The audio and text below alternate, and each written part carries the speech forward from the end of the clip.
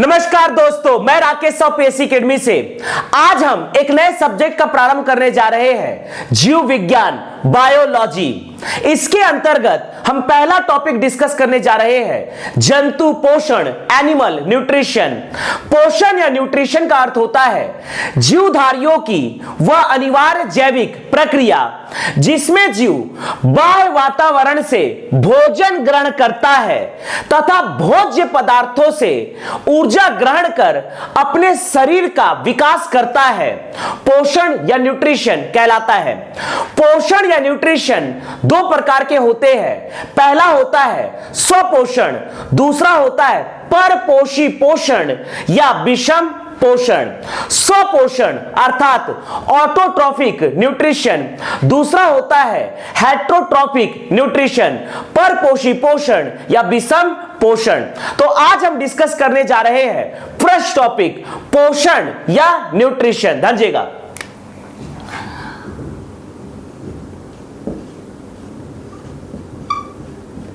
पोषण,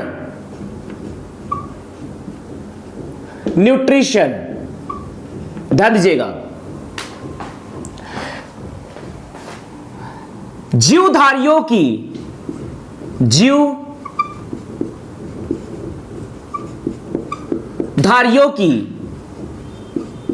जीवधारियों की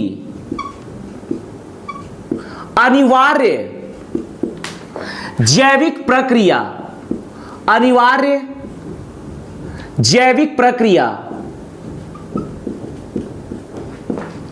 जिसमें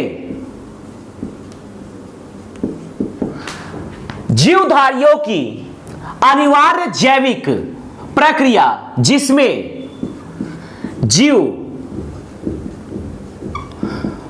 बाह्य वातावरण से भोजन ग्रहण करते हैं, भोजन ग्रहण करते हैं तथा भोज्य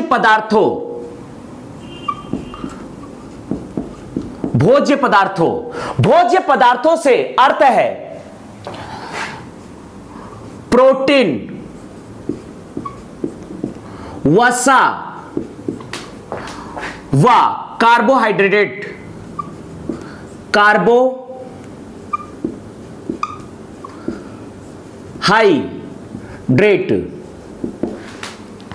भोज्य पदार्थ का अर्थ होता है प्रोटीन, वसा, कार्बोहाइड्रेट तथा भोज्य पदार्थों से ऊर्जा ग्रहण कर अपने शरीर का विकास करते हैं, अपने शरीर का विकास या वृद्धि करते हैं, विकास या वृद्धि करते हैं।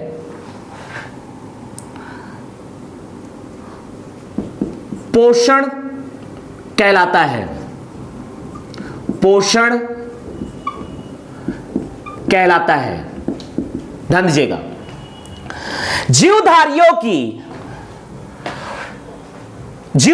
की अनिवार्य जैविक प्रक्रिया जिसमें जीव बाह्य वातावरण से भोजन ग्रहण करते हैं तथा भोज्य पदार्थों अर्थात प्रोटीन, वसा, कार्बोहाइड्रेट से ऊर्जा ग्रहण कर अपने शरीर का विकास करते हैं, पोषण कहलाता है।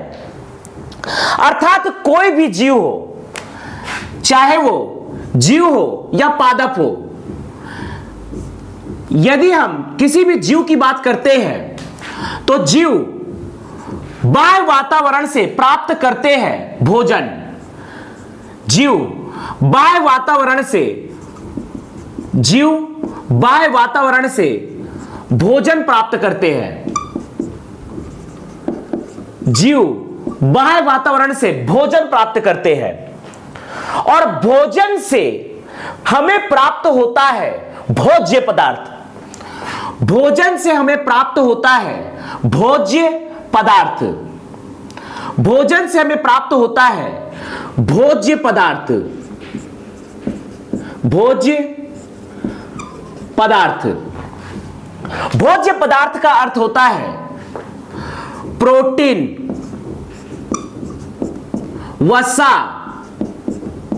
कार्बोहाइड्रेट। कार्बोहाइड्रेट ये हमें प्राप्त होता है। भोजन से हमें प्राप्त होता है भोज्य पदार्थ, प्रोटीन, वसा, कार्बोहाइड्रेट। पाचन की प्रक्रिया द्वारा इन्हीं भोज्य पदार्थ को पचित किया जाता है। प्रोटीन अंततः पचित होता है अमीनो अम्ल में।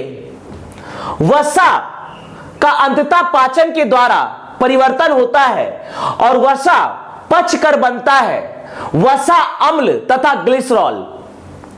कार्बोहाइड्रेट का पाचन होकर यह बनता है ग्लूकोज। और इसके बाद पाचन की प्रक्रिया के बाद भोज्य पदार्थ पचित होता है और पाचन की प्रक्रिया के बाद प्रोटीन से हमें प्राप्त हुआ अमीनो अम्ल, वसा से हमें प्राप्त हुआ वसा अम्ल तथा ग्लिसरॉल, कार्बोहाइड्रेट से हमें प्राप्त होता है ग्लूकोज। हमारे शरीर में अंततः भोजन का पाचन किया जाता है आहार नाल तथा पाचक ग्रंथियों के द्वारा। इसके बाद छोटी आंत के द्वारा पचित भोज्य पदार्थ, अर्थात यहां पर भोज्य पदार्थ जब पच जाता है तो इसे हम कहेंगे पचित भोज्य पदार्थ। पचित भोज्य पदार्थ। प्रोटीन पचकर बनता है। प्रोटीन के पाचन से बनता है अमीनो अम्ल। प्रोटीन के पाचन से बनता है अमीनो अम्ल। अमीनो अम्ल। प्रोटीन के पाचन से बनता है अमीनो अम्ल। वसा के पाचन से बनता है वसा अम्ल। वसा अम्ल तथा ग्लिसरॉल। ग्लिसरॉल। वसा अम्ल बनता है तथा ग्लिसरॉल बनता है। कार्बोहाइड्रेट के पाचन से बनता है अंततः ग्लूकोज। कार्बोहाइड्रेट के पाचन से बनता है ग्लूकोज। इसके बाद हमारे शरीर में यदि हम मानव शरीर की बात करें तो मानव शरीर में छोटी आंत में दो पार्ट होता है। एक होता है ग्रहणी, एक होता है इलियम। तो इलियम के द्वारा इन पचित भोज्य पदार्थों का अवशोषण किया जाता है। अर्थात यहां पर सबसे पहले बाह्य वातावरण से समस्त जीवधारियों के द्वारा ग्रहण किया जाता है भोजन। इस प्रक्रिया को कहा जाता है अंतर्ग्रहण। अंतर्ग्रहण। अंतर्ग्रहण। अंतर्ग्रहण। अंतर्ग्रहण के बाद यह भोज्य पदार्थ अर्थात भोजन से मिलता है हमें प्रोटीन, वसा, कार्बोहाइड्रेट। इन प्रोटीन, वसा, कार्बोहाइड्रेट का किया जाता है डाइजेशन अर्थात पाचन। अंतर्ग्रहण अर्थात इंजेशन। इंजेशन। और इसके बाद इसका किया जाता है डाइजेशन, पाचन।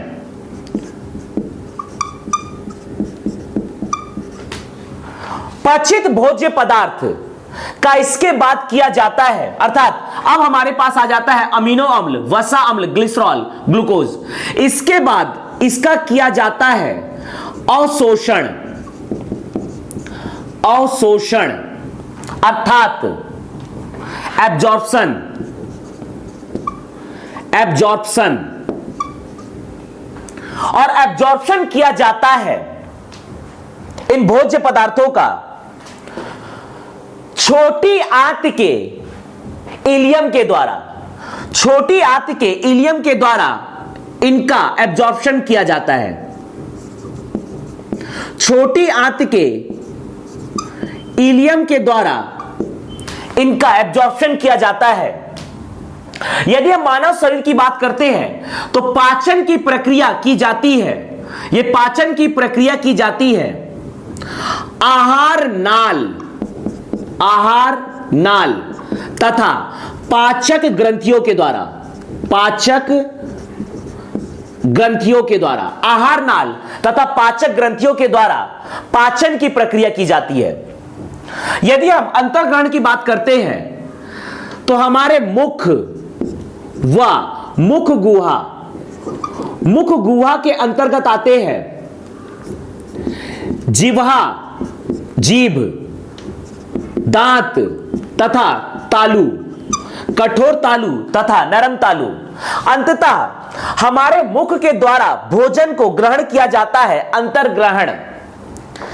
फिर हमारे शरीर के अंदर मुख से लेकर मल द्वार तक एक नली होती है, मुख से लेकर मल द्वार तक एक नली होती है, एक कॉमन नली होती है जिसे कहा जाता है आहार नाल, तथा आहार नाल से संबंधित होते हैं पाचक ग्रंथियां। तो अंततः भोज्य पदार्थों का अर्थात प्रोटीन का, वसा का, कार्बोहाइड्रेट का आहार नाल तथा पाचक ग्रंथियों के द्वारा पाचन किया जाता है, डाइजेशन किया जाता है, और ये भोज्य पदार्थ कन्वर्ट हो जाते हैं पचने के बाद पचित भोज्य पदार्थ में, अर्थात प्रोटीन पचित होकर बनता है अंततः अमीनो अम्ल, वसा से बनता है वसा अम्ल ग्लिसरॉल, कार्बोहाइड्रेट से बनता है ग्लूकोज। इसके बाद हमारी छोटी आंत में पाया का दूसरा भाग है इलियम, यहां पर भोजन का अवशोषण होता है, अर्थात ये जाकर ये जितने भी अमीनो अम्ल, वसा अम्ल, ग्लिसरॉल, ग्लूकोज, ये जाकर हमारे रक्त में मिल जाते हैं, ये जाकर हमारे रक्त में मिल जाते हैं। रक्त में इस प्रकार से मिल जाते हैं अमीनो अम्ल तथा वसा अम्ल तथा ग्लिसरॉल तथा ग्लूकोज, ये जाकर हमारे रक्त में मिल जाते हैं। और उसके बाद रक्त हमारे शरीर के सभी कोशिकाओं तक इन भोज्य पदार्थों को अर्थात इन पचित भोजन को लेकर जाता है, और ये भोजन जाते हैं कोशिकाओं के पास। हमारे शरीर में विभिन्न प्रकार की कोशिकाएं हैं, तो ये जाती है हमारे शरीर की विभिन्न कोशिकाओं के पास। रक्त में मिला हुआ अमीनो अम्ल, वसा अम्ल, ग्लिसरॉल, ग्लूकोज, ये जाते हैं शरीर की विभिन्न कोशिकाओं के पास, शरीर की विभिन्न कोशिकाओं के पास। और हमारे शरीर की विभिन्न कोशिकाएं रक्त में मिले हुए अमीनो अम्ल, वसा अम्ल, ग्लिसरॉल, ग्लूकोज, इनको अपने हिसाब से वसा, प्रोटीन तथा लिपिड में फिर से बदल देते हैं जो उनकी जरूरत होती है। रक्त के द्वारा पचित भोज्य पदार्थ अमीनो अम्ल, वसा अम्ल, ग्लिसरॉल, ग्लूकोज, यह हमारे शरीर की विभिन्न कोशिकाओं के पास पहुंचता है, और शरीर की विभिन्न कोशिकाएं स्वांगीकरण अर्थात एसिमिलेशन के द्वारा अपने हिसाब से, अपने रिक्वायरमेंट के हिसाब से अमीनो अम्ल, वसा, ग्लिसरॉल, ग्लूकोज को अपने हिसाब से शरीर की विभिन्न कोशिकाएं स्वांगीकरण की प्रक्रिया के द्वारा फिर से प्रोटीन, वसा तथा इन्हें लिपिड में बदल देती है। इसी प्रक्रिया को कहते हैं स्वांगीकरण। रक्त के द्वारा, रक्त के साथ हमारे शरीर की विभिन्न कोशिकाओं तक पहुंचता है पचित भोज्य पदार्थ, अमीनो अम्ल, वसा अम्ल, ग्लिसरॉल तथा ग्लूकोज। लेकिन कोशिकाएं की अपनी अपनी रिक्वायरमेंट होती है। कोशिकाएं फिर से इन पचित भोज्य पदार्थ को ग्रहण करके स्वांगीकरण, एसिमिलेशन के माध्यम से इन्हें कन्वर्ट कर देती है प्रोटीन, वसा तथा लिपिड में। और यहां पर जो आहार नाल तथा पाचक ग्रंथियों के द्वारा भोज्य पदार्थों का यदि पाचन हो गया है तो वो कहलाएंगे पचित भोज्य पदार्थ। और जिन भोज्य पदार्थों का पाचन नहीं हुआ है वो कहलाएंगे अपचित भोज्य पदार्थ। अर्थात यदि हम बात करते हैं छोटी आंत के इलियम की, तो छोटी आंत का इलियम पचित भोज्य पदार्थ को छानकर रक्त में मिला देता है। लेकिन अपचित भोज्य पदार्थ जिसके कण, जिसके अणु बड़े होते हैं, उन्हें छान नहीं पाता है और अपचित भोज्य पदार्थ चला जाता है बड़ी आंत में। बड़ी आंत में ही होता है मलाशय, जहां पर अपचित भोजन एकत्रित होता है और मल द्वार के द्वारा अपचित भोजन मल के रूप में हमारे शरीर से बाहर हो जाता है। अगर हम बात करते हैं अगली प्रक्रिया की, तो यहां पर पाचन के द्वारा पचित भोज्य पदार्थ मिल गया। लेकिन अगला फेज है कि यहां पर यदि जिन भोज्य पदार्थ का पाचन नहीं हो पाया है, जिन भोज्य पदार्थ का पाचन नहीं हो पाता है, वो कहलाते हैं अपचित भोज्य पदार्थ। अपचित भोज्य पदार्थ, यही अपचित भोज्य पदार्थ अंततः मल कहलाता है। यही अपचित भोज्य पदार्थ जाकर जमा होता है बड़ी आंत में। यही भोज्य पदार्थ, अपचित भोज्य पदार्थ जाके जमा होता है बड़ी आंत के मलाशय में। बड़ी आंत के मलाशय में जाकर यह जमा होता है। बड़ी आंत के मलाशय में जाके जमा होता है और हमारे शरीर के मल द्वार द्वारा मल के रूप में बाहर हो जाता है। इसी प्रक्रिया को कहते हैं बहिष्करण। अर्थात अपचित भोज्य पदार्थों का हमारे शरीर से बाहर किया जाना कहलाता है बहिष्करण, अर्थात इजेशन। अर्थात इजेशन, ध्यान दीजिएगा। अर्थात पोषण में मुख्य रूप से 5 प्रक्रिया होती है। पहला होता है अंतर्ग्रहण, दूसरा होता है पाचन या डाइजेशन, तीसरा होता है अवशोषण, चौथा होता है स्वांगीकरण और पांचवा होता है बहिष्करण, इजेशन। और इस प्रकार से हमारे शरीर की कोशिकाओं को मिलता है प्रोटीन, वसा, लिपिड, जिससे हमारे शरीर को ऊर्जा प्राप्त होती है और इस ऊर्जा से हम अपने शरीर का विकास करते हैं। हम अपने शरीर का विकास करते हैं। इसी प्रक्रिया को कहा जाता है पोषण या न्यूट्रिशन।